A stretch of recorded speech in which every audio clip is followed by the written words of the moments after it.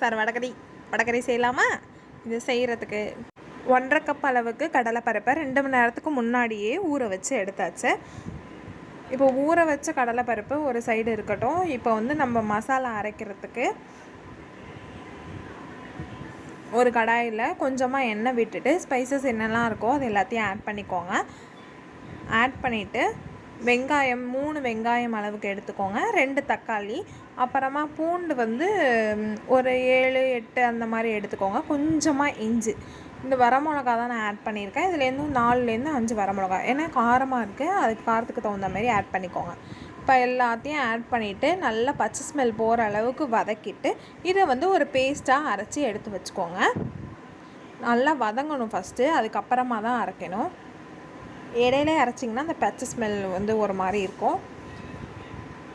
இது வந்து தோசை, இட்லி எல்லாத்துக்கும் செம்ம டேஸ்ட்டாக இருக்கும். இப்போ வந்து 2 மணி நேரத்துலேருந்து 3 மணி நேரம் அளவுக்கு கடலைப்பருப்பு ஊறி இருக்குது. இதை எடுத்து நல்லா அரைப்போம் இல்லையா, வடை பதத்துக்கு அரைச்சிக்கணும். கொஞ்சமாக உப்பு, 3 வரமிளகா அது கூடயே சேர்த்து கொரன்னு அரைச்சி எடுத்தாச்சு. இது வந்து தேங்காய், பாதாம், நீங்கள் வந்து முந்திரி கூட சேர்த்துக்கலாம். இங்கே பாருங்கள், இந்தமாரி வடையாக போட்டு எடுத்துக்கிட்டோம். இப்போ வந்து திரும்ப அதே கடாயில் கொஞ்சமாக வெங்காயம், பச்சை மிளகா, கருவேப்பிலை, கொத்தமல்லி இருந்தால் நீங்கள் கொத்தமல்லி கூட ஆட் பண்ணிக்கலாம். இதெல்லாத்தையும் ஆட் பண்ணிவிட்டு நம்ம வந்து ஒரு பேஸ்ட் அரைச்சி வச்சுருந்தோம் இல்லையா, அந்த வெங்காயம் தக்காளியெல்லாம் போட்டு வதக்கி அந்த பேஸ்ட்டை வந்து இது கூட ஆட் பண்ணிக்கோங்க.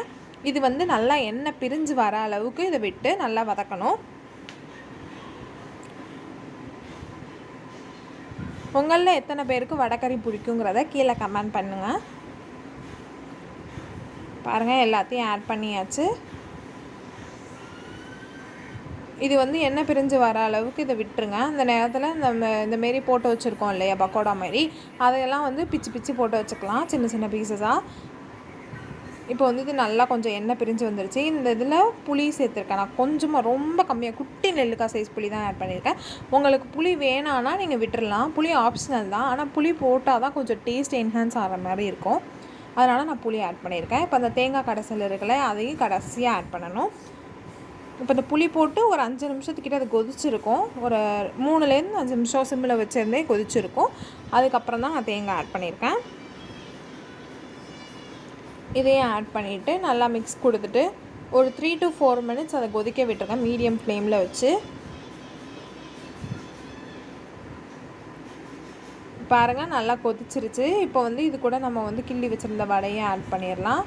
இல்லைனா நீங்கள் ஒரு சில நேரம் இறக்க போகிறப்ப கூட நீங்கள் இந்த வடையை ஆட் சிம்பிள் அண்ட் டேஸ்டி வடைக்கறி ரெடி. இதை நாங்கள் வந்து இன்றைக்கி இட்லி கூட தான் வச்சு சாப்பிட போகிறோம். நீங்கள் இறக்குறப்ப போட்டிங்கன்னா கொஞ்சம் கிறிஸ்பியாக இருக்கும். நான் ஆனால் முன்னாடியே போட்டுட்டேன், ஏன்னா அந்த வடையில் அப்போ தான் நல்லா அந்த மசாலா டேஸ்ட்டெல்லாம் ஊறி செம்ம டேஸ்ட்டாக இருக்கும். கடைசியாக கார்னிஷிங்க்கு கொத்தமல்லி, கருவேப்பிலை, அவ்வளோதான் போட்டு மூடி வச்சிட்டிங்கன்னா சூடாக இருக்கும். எப்போ இட்லி ஊற்றி வெந்ததுக்கப்புறமா அது கூட சேர்த்து சர்வ் பண்ணி சாப்பிட வேண்டியது தான்.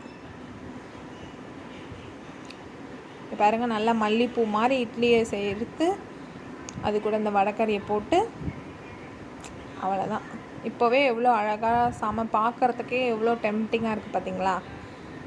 நீங்களும் ஒரு வாட்டி உங்கள் வீட்டில் ட்ரை பண்ணிட்டு எனக்கு கமெண்ட் பண்ணுங்கள். தேங்க்ஸ் ஃபார் வாட்சிங்.